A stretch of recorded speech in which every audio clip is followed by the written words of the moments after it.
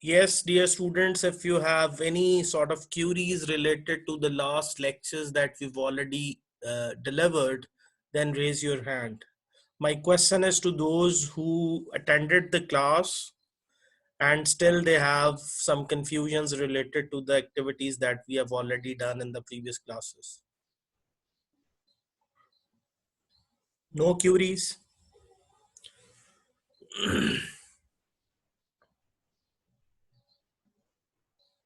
Ji, Abdul Samad Saab, do you have any query?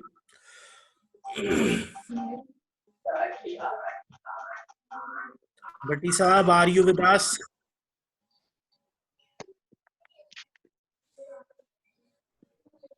Bhatti Saab is gone elsewhere. Yes, Roop. Sir जो हमने last lecture में थोड़ा सा पढ़ाया था सर वो थोड़ा सा आप एक बार रिपीट कर लें। क्या रिपीट करना उसमें? सर मैं तो लिया ही था सर लास्ट लेक्चर, थोड़ा सा बीमार था। So you might have listened my words that what I was talking about. I said those who did not attend the lecture, they should not raise their hand. People who attended the lecture and still they have issues, then they could raise their hand and I'll be answering their questions.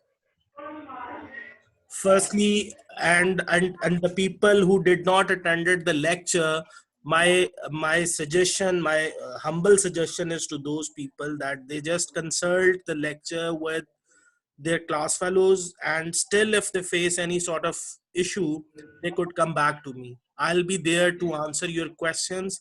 Just let me know that if you still have issues, and I'll be on Zoom to answer your questions. Okay. Okay Yes. Okay. Thank you, Roop. Jazakallah. Yes, Hamza. अस्सलाम वालेकुम sir. वालेकुम अस्सलाम। Sir मुझे optimum commodity जो last है ना इसकी नहीं समझ आई, मतलब कि इक्वल जहाँ पे रखना होता है बस उसकी। Class, are you talking about class activity number 1 or class activity number 2? Class activity number 2। Class activity number 2. So let me open up that particular document within which we completed that activity. Just hang on a second.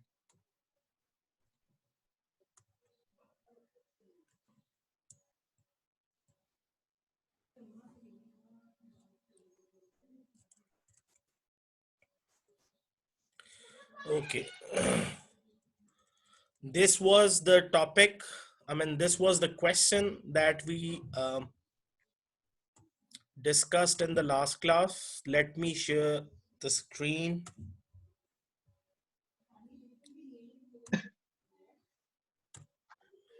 Okay. Could you see the table upon the screen? Yes, This sir. is okay. Let me just. Okay, which slide are you looking at? Is it about ordinal school of thought?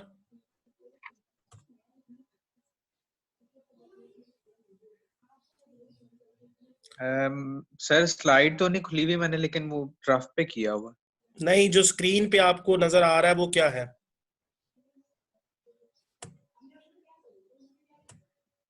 Sir वो table है। Screen share table की आ रही है? जी जी। Okay. Table में क्या आ रहा है आपके पास? ये total utility of zest burger, यही सारी स्क्रीन शो हो रही है? जी जी सर, ये सब कुछ आता है, सिर्फ जो एंड ऑप्टिमम कमोडिटी है ना, सिर्फ मैं वो नहीं उधर आता। ही जा रहा हूँ, जस्ट हैंग ऑन। मैं ये पूछना चाह रहा हूँ कि आपको स्क्रीन में क्या चीज दिखाई दे रही है, क्योंकि मैंने टेबल है टोटल। ओके, अब मैं स्क्रॉल डाउन कर टोटल रहा हूँ, यूटिलिटी। ये स्क्रॉल डाउन होकर नीचे नजर आया? जी विजिबल है ये? जी सर। ओके। अच्छा जी, मैं अभी टेबल आपका कंप्लीट हो गया था, अब आपने बात करनी थी ऑप्टिमम कमोडिटी कॉम्बिनेशन की। सो जी सर। आपने, ये थी मार्जिनल यूटिलिटीज ऑफ, एक मिनट से,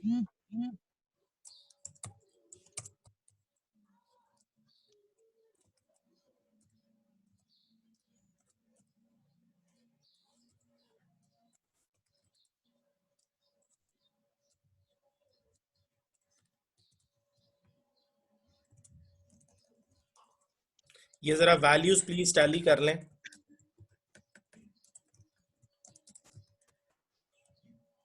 सर यही है। ठीक है,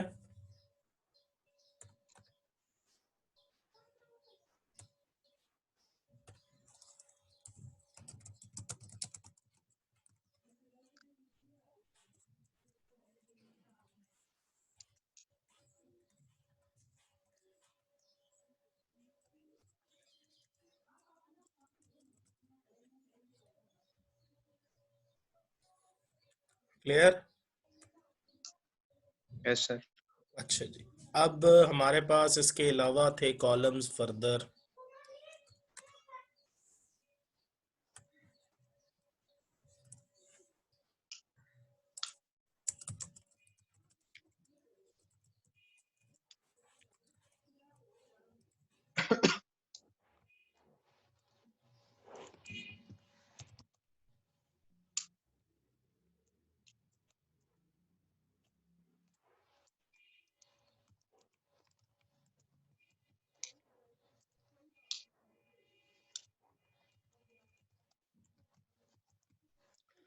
ले sir, we have to reach to optimum commodity combination. Okay, money spent. In case of money spent, if for instance यहाँ हमें ये पता होना चाहिए इनकम कितनी है। We had income equals 36 rupees. Price of Zest burger we had 4.5, 0.5. and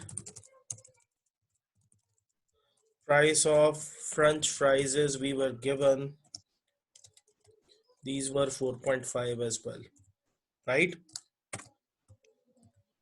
Yes sir. Okay.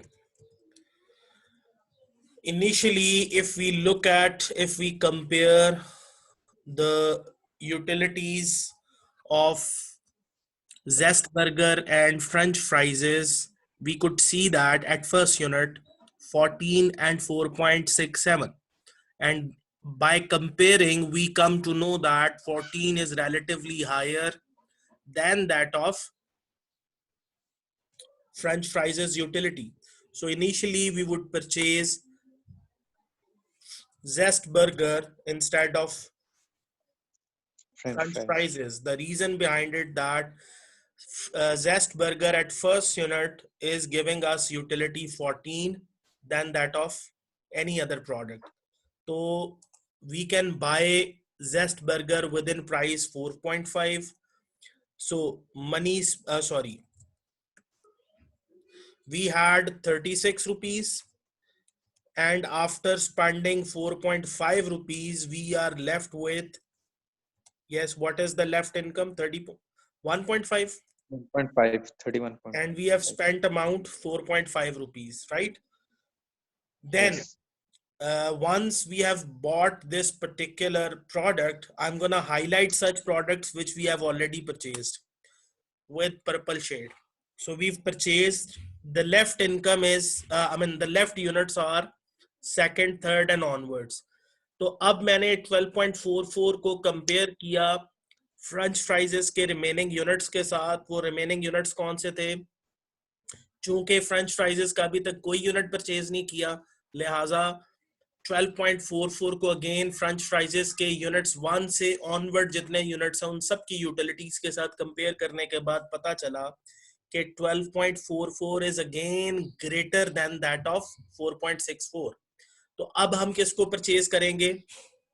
Again we will purchase zest burger. ठीक है, और इससे हमें यूटिलिटी कितनी मिल रही है जी 12.44। और इसके अलावा हमारे इस पर कितने पैसे हमने स्पेंड किए 4.45। हमारे पास इनकम कितनी थी, लेफ्ट इनकम 31.5। तो 31.5 में से हम जब 4.5 माइनस करेंगे तो हमारे पास लेफ्ट इनकम कितनी रह जाएगी 27। ठीक होगी बात। अब हमने जेस्ट बर्गर के पहले 2 यूनिट्स परचेज कर लिए। अब हमारे पास जेस्ट बर्गर के यूनिट्स रह गए हैं 3 से 10 तक। 3 से 10 तक we still have units of zest burgers with us, लेकिन फ्रेंच फ्राइजेस के अभी तक हमने कोई यूनिट्स परचेज नहीं किए। तो फ्रेंच फ्राइजेस के यूनिट्स हैं 1 से ऑनवर्ड 10 तक। अच्छा, अब जेस्ट बर्गर के यूनिट नंबर 3 पर यूटिलिटी मिल रही है 10, जबकि फ्रेंच फ्राइजेस के यूनिट नंबर 1 पे यूटिलिटी मिल रही है 4.67। तो अब 10 को अगेन 4.67 से कंपेयर किया, पता चला 10 इज ग्रेटर। तो अब फिर हमने किसको परचेज कर लिया 10 को। नेक्स्ट 8 भी ग्रेटर है, 6 भी ग्रेटर है। टिल 6 यूटिलिटी यानी पहले 5 यूनिट्स ऑफ जेस्ट बर्गर हमने परचेज करने हैं, क्योंकि टिल 6 हमारी जो यूटिलिटी जेस्ट बर्गर्स की है पहले 5 यूनिट पर, ये 4.67 से ग्रेटर है। क्लियर होगी बात? Yes sir. तो पहले 5 यूनिट एटलीस्ट हम किसके परचेज करने जा रहे हैं, जेस्ट बर्गर के। अच्छा, अब लेफ्ट इनकम वाली स्टोरी देखते जाते हैं। बाइंग उस वक्त तक चलेगी जब तक हमारी इनकम 0 नहीं हो जाती। अच्छा जी, 27 में से when we subtract 4.5 the left income is 22.5. Okay, then after subtracting 4.5 from 22.5 the left income is 18. around 18. And then after subtracting 4.5 from 18 we receive 13.5. यहां तक कोई इशू है तो प्लीज बताएं। कोई इशू नहीं है? No sir. अभी तक हमने जेस्ट बर्गर के 5 यूनिट्स परचेज कर लिए। अब यहां पर जेस्ट बर्गर की वैल्यू आ गई 4, जिसको हाईलाइट किया हुआ है। अब ये 4 को 4.67 से कंपेयर किया तो पता चला 4.67 is greater than that of 4। तो अब हम किसको परचेज करने जा रहे हैं, फ्रेंच फ्राइजेस को। क्यों? क्योंकि यहां पर यूटिलिटी है 4.67 और ये कितने का आया जी 4.5 का। अच्छा, अब यहां पर हम देखेंगे कि हमारे पास लेफ्ट इनकम थी 13.5, इसमें से 4.5 सब्ट्रैक्ट किए तो हमारे पास इनकम आ गई 9 जी। यहां तक कोई इशू तो बताएं प्लीज। फ्रेंच फ्राइजेस के इस यूनिट को मैं रिप्रेजेंट कर देता हूं ब्लू शेड से जी। अच्छा जी, उस्मान शाहिद साहब जी। सर सर मुझे पहले समझ नहीं आई, लेकिन अब आ गई समझ। क्लियर है? Okay great. ये सर क्लियर। अच्छा जी, अब इसके बाद हमारे पास नेक्स्ट पॉइंट है। 1 यूनिट हमने फ्रेंच फ्राइज का परचेज कर लिया, 5 यूनिट हमने जेस्ट बर्गर के परचेज कर लिए। अब स्टिल हमारे पास जो लेफ्ट इनकम है it is positive. We have income in the form of 9 with us. हमने ये बाइंग उस वक्त तक करते रहना है जब तक इनकम बिकम्स 0। अब हमारे पास सिचुएशन ये आ गई है कि जेस्ट बर्गर पर मिलने वाली यूटिलिटी 4 है, फ्रेंच फ्राइज के यूनिट नंबर 2 पर मिलने वाली यूटिलिटी 4 है। अब जब दोनों इक्वल हैं, दोनों की प्राइसेस, अच्छा जब ऐसी सिचुएशन आ जाए कि 2 प्रोडक्ट्स इक्वल यूटिलिटी ऑफर कर रही हो तो फिर हमारी प्रेफरेंस होती है जो प्रोडक्ट रिलेटिवली लेस प्राइस पर अवेलेबल है, हमने उस प्रोडक्ट को परचेज करना है। लेकिन यहां पर सिनारियो ये है कि जेस्ट बर्गर और फ्रेंच फ्राइजेस दोनों की प्राइसेस चूंकि सेम है, लिहाजा अब it is up to us, ये हमारी चॉइस है कि हम जेस्ट बर्गर परचेज कर लें या फ्रेंच फ्राइज परचेज कर लें. Since we have already purchased 5 units of zest burger, now it's better to purchase French fries. तो अब मैं यहाँ पर फ्रेंच फ्राइज का एक यूनिट ऐड कर लेता हूँ जिसकी यूटिलिटी है 4 और इसकी प्राइस मुझे कितनी पड़ी 4.5. जबकि मेरे पास लेफ्ट इनकम क्या है जी, चूंकि मेरे पास इनकम थी 9 में से 4.5 सब्ट्रैक्ट कर दिए तो लेफ्ट इनकम है जी 4.5. यहां तक कोई इशू है तो प्लीज बता दें. No sir. ओके, ये जो 4.67 था, अब चूंकि मैंने ये भी परचेज कर लिया है 4 भी, इसको भी मैंने हाईलाइट कर दिया. अच्छा, अब मेरे पास लेफ्ट इनकम स्टिल 4.5 है. अच्छा, अब मेरे पास जेस्ट बर्गर का यूनिट नंबर 6, इस पर यूटिलिटी है 4, जबकि यूनिट नंबर 3 से onward unit number 10 for French fries utility 3.33 से वेरी कर रही है जी -1.33 तक. तो अब 4 को जब 3.33 से कंपेयर किया तो पता चला 4 इज ग्रेटर. तो अब मैं जेस्ट बर्गर की यूनिट नंबर 6 को परचेज करूंगा जिस पर मुझे यूटिलिटी मिल रही है जी 4. तो यूनिट नंबर 6 मेरे पास आ गया जेस्ट बर्गर का और इस पर यूटिलिटी है 4. ठीक है जी. अब लेफ्ट इनकम को मैं कंपेयर कर लेता हूं जी.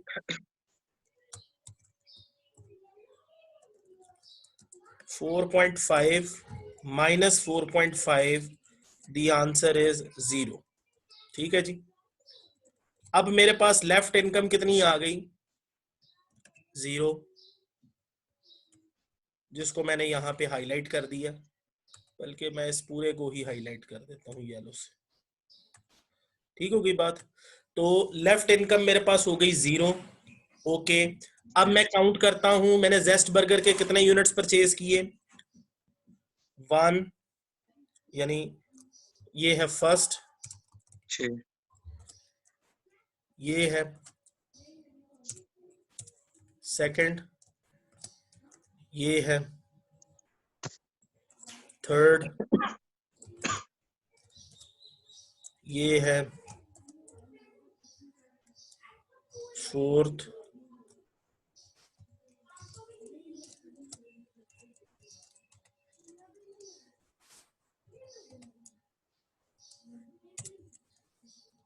ये है जनाबे वाला फिफ्थ, ये है फर्स्ट, ये है सेकंड और ये है सिक्स्थ. क्लियर. तो पता चला कि हमने total 6 units of zest burger purchase किए हैं. जेस्ट बर्गर के 6 यूनिट परचेज किए हैं, जबकि फ्रेंच फ्राइजेस के 2 यूनिट्स परचेज किए हैं. ओके, अब हमने क्या करना है, इस पर हमने वो फॉर्मूला बताना था. मैं वापस आता हूं, यहां मेंशन होगा जी ये.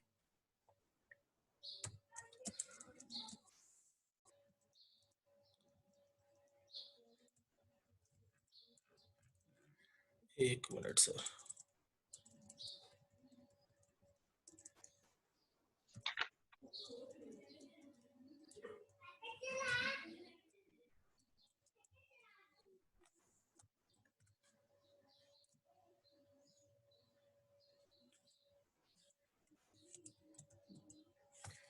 अच्छा जी, marginal utility of zest burger divided by price of zest burger at last unit consumed. ठीक है जी. अब ये इसी को मैं यहां बता देता हूं. लास्ट यूनिट जेस्ट बर्गर का कौन सा,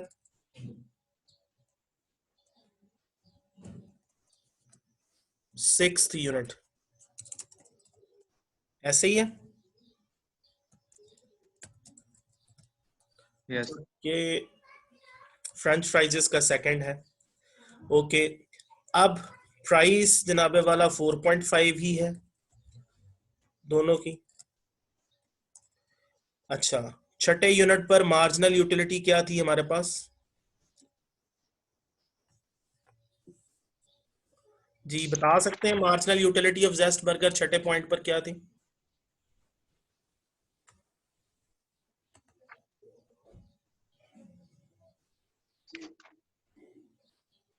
तो ये यूटिलिटी ड्राइव में होगा। नहीं नहीं नहीं नहीं नहीं, मार्जिनल यूटिलिटी का कॉलम नहीं, टेबल जहां फिल किया था जी जी वहां पर 18। एक मिनट सर मैं बताता हूँ। 2 3 4 5 6 18 और उसकी भी 18 है, ठीक है। 18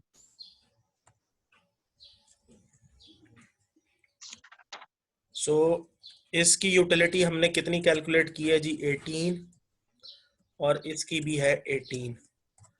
18 डिवाइडेड बाय 4.5 आंसर इज 4 और इसका भी आंसर आ गया 4। So you can see that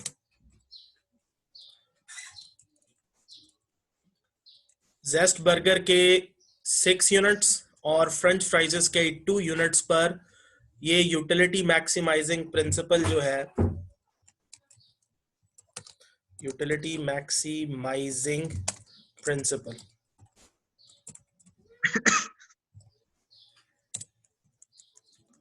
utility maximizing principle is satisfied when you consume 6 units of zest burger and 2 units of french fries. Therefore at this point consumer is enjoying equilibrium point, hence the utility derived at this commodity combination will be maximum utility or 6 units of, so optimum commodity combination जो है वो क्या होगा? 6 units of zest burger comma 2 units of french fries. Okay, why we call these units as optimum commodity combination? Because at these commodity combination we can see that the utility maximizing principle is satisfied. Until here, if you have any type of confusion, just raise your hand so that I could answer your question.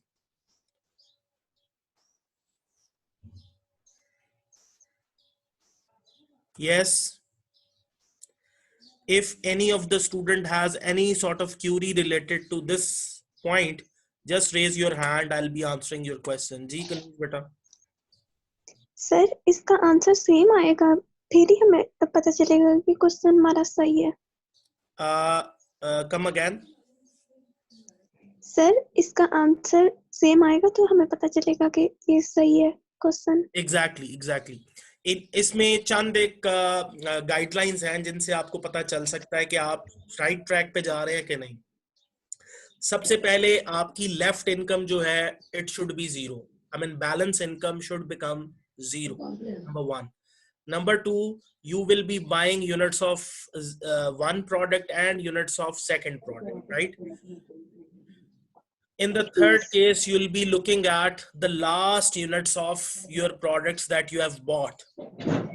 On those last units, marginal utilities divided by prices should be equal to each other.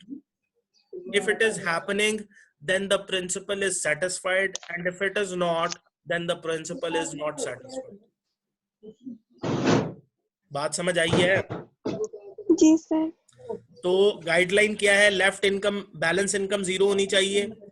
Previous table में ये देखें, मैं आपको दिखाता हूं, आपको नजर आएगी, ये देखें जिसको मैंने येलो शेडेड से हाईलाइट किया हुआ है, इट इज जीरो, ये है लेफ्ट इनकम। ओके, इससे हमने कुछ यूनिट्स जेस्ट बर्गर के परचेज किए हैं, ये आप इस कॉलम में देख सकती हैं गुड्स परचेज में। ये फर्स्ट सेकंड जेस्ट बर्गर के टोटल 6 यूनिट्स परचेज किए हैं और फ्रेंच फ्राइजेस के 2 यूनिट्स परचेज किए हैं। ये दूसरा पॉइंट हो गया। तीसरा पॉइंट इसमें ये है कि ये जो फॉर्मूला है यूटिलिटी मैक्सिमाइजिंग प्रिंसिपल जिसको हाईलाइट किया हुआ है, ये फॉर्मूला जो है यूटिलिटी मैक्सिमाइजिंग प्रिंसिपल का, ये सेटिस्फाइड होना चाहिए। अगर ये सेटिस्फाइड होगा तो आपका आंसर सही चल रहा है, अगर नहीं होगा तो आंसर सही नहीं चल रहा। बाज़ औक़ात यूटिलिटी मैक्सिमाइजिंग प्रिंसिपल सेटिस्फाइड हो जाता है, लेकिन लेफ्ट इनकम जीरो नहीं होती। तो जब तक लेफ्ट इनकम जीरो नहीं होगी नेक्स्ट स्टेप पर जा नहीं सकते हम। क्लियर? ठीक। ओके, जी एक्सेलेंट सर। जी। और कोई स्टूडेंट, और किसी स्टूडेंट की कोई क्यूरी है तो प्लीज बताएं ताकि नेक्स्ट स्टेप। सर इसको जी जी प्लीज। सर वो टेबल पे लेके जाइएगा। जी एक मिनट। जी सर ये वाला टेबल, सर ये जो हमने जेस्ट बर्गर के गुड्स खरीदे थे, जी जी इनकी जो ये है अभी यूटिलिटी है अभी ये जी जी 14 जी जी जी 12.44। तो जी ये हम तब तक इनको आमने सामने वाले को नहीं देखेंगे, लाइक 14 को हम 4 के साथ कंपेयर कर रहे हैं ना, हाँ जी हाँ जी। 4.67 के साथ। अब देखें ना, तो आपने 12 को हर यूनिट देखें, मैं आपको बताता हूँ। आप मार्केट में खड़ी हैं, आपके पास चॉइस है, आपके पास जो पॉकेट में पैसे हैं आपके पास चॉइस है, या तो प्रोडक्ट 1 परचेज कर लो या प्रोडक्ट 2 परचेज कर लो। लेकिन किस ग्राउंड पर आप प्रोडक्ट 1 को परचेज करेंगे या किस ग्राउंड पर प्रोडक्ट 2 को परचेज करेंगे? तो वो ग्राउंड सिंपली ये है कि आपने इनसे मिलने वाली यूटिलिटीज को आपस में कंपेयर करना है। फॉर एग्जाम्पल, प्रोडक्ट 1 का यूनिट नंबर 1 उसकी यूटिलिटी ज्यादा है प्रोडक्ट नंबर 2 के पहले यूनिट के साथ। तो कंपेयर करने से पता चला कि प्रोडक्ट 1 पर जो 14 यूटिलिटी मिल रही है it is higher as if it is compared with 4.67, तो इसको परचेज कर लिया। अब दूसरे यूनिट पर फिर हायर है, जेस्ट बर्गर के दूसरे यूनिट पर फिर यूटिलिटी हाई है, तो फिर इसको परचेज करना चाहिए। तो हो नहीं सकता कि एक प्रोडक्ट से यूटिलिटी ज्यादा मिल रही है आप उसको बाय करने के बजाय एक ऐसी प्रोडक्ट जिससे यूटिलिटी कम मिल रही है उसको बाय करने। बात समझ रही? तो जी सर। आप the reason behind it that you are a rational consumer. when you are a rational consumer you would be acting upon this particular guideline, and if you are not then the choice is yours। आपकी choice है कि आप less utility वाली product purchase कर लें। In the very beginning lectures I told you guys that in economics we talk about rational people, we have nothing to do with irrational people in economics, right? तो हर वो बंदा जो profit maximisation पर believe रखता है, जो believe रखता है कि जनाब हमने अपने रिसोर्सेज को एफिशिएंटली एंड ऑप्टिमली यूटिलाइज करना है, तो हम इकोनॉमिक्स में उन स्टूडेंट्स के बारे में या उन लोगों के बारे में या उनके बिहेवियर्स के बारे में अंडरस्टैंडिंग डेवलप करते हैं। ठीक है। ओके बेटा, थैंक यू। और कोई क्यूरी किसी पार्टिसिपेंट की है तो प्लीज बताएं। जी, should we move ahead to the next lecture, to the next topic? जी जी participant, should we move to the sir next आगे lecture? बढ़े आप। जी सर आगे बढ़े। ओके, अभी तक जिन पार्टिसिपेंट्स ने लास्ट क्लास नहीं भी अटेंड की थी, हल्की सी लास्ट क्लास की एक रीकैप होगी ताकि सभी पार्टिसिपेंट्स इसमें अंडरस्टैंडिंग डेवलप कर रहे हैं। सर लास्ट क्लास की रिकॉर्डिंग है एलएमएस पे? नहीं सर, रिकॉर्डिंग तो डे 1 से नहीं हो रही।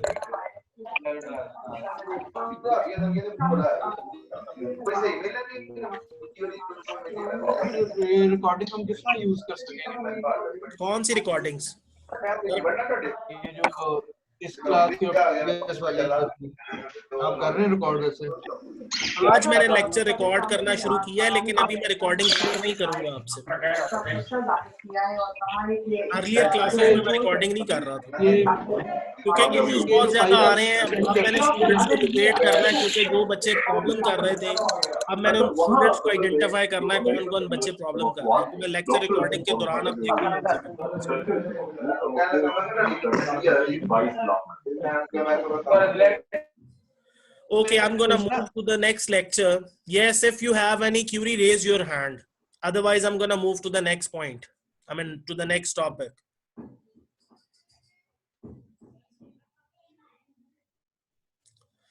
Let me share new slide with you people. This is about ordinal view of consumer equilibrium.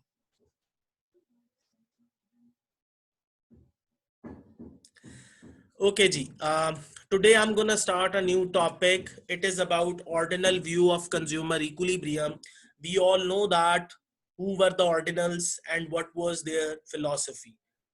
Yes, if any participant has any type of understanding about ordinals, just raise your hand so that we can understand what we have already discussed about ordinal view.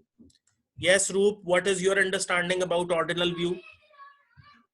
Sir मैंने इसमें पूछना है जो ये सारी pages हैं ये slides आपने सेंड की हुई हैं Which slides?